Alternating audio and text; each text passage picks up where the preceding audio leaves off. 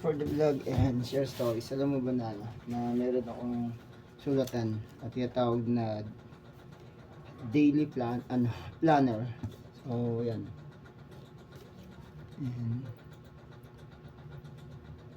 So halimbawa, yung araw na to, yung gagawin ko para bukas.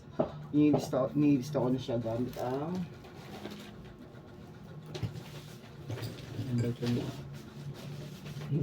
hindi paper din. Yan, ito yung ballpen. So yan, ito yung mga sobra-sobra pa. Yan, tapos meron na ako dito muna.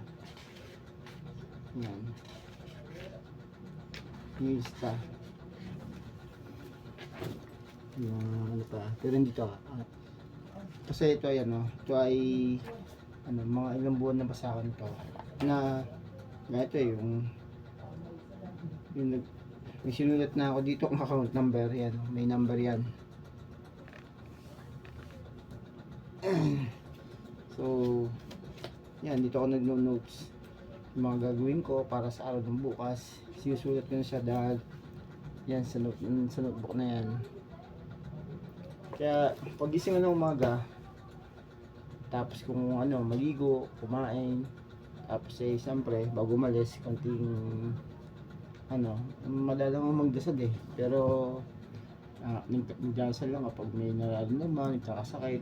Kasi minsan naman yun, pag may nihiling doon lang tatawag, yung mga natural na ginagawa ng mga tao kagaya ko na nakakalimot. So pero minsan pagkagising ko gabi pa lang, lista ko ng ginagawa ko, pero wala ba yung pagpe-pray o pagdasal. Pero yung mga gagawin ko, talagang yung mga lista ko, may pagkakataon na hindi ko siya nagagawa kasi may mga bagay na nadadaanan ka, tapos napapa-istorya o kaya bilang pwede pagkakitaan. So ganyan. Pero karamihan naman sa mga lista ko nangyayari at nagagawa ko. So yun naman sa pamagitan ng notebook, saka yung mga ballpen yung nanuto ko. So hindi lang isa yung ballpen ko, marami pa. Yan. So that's it.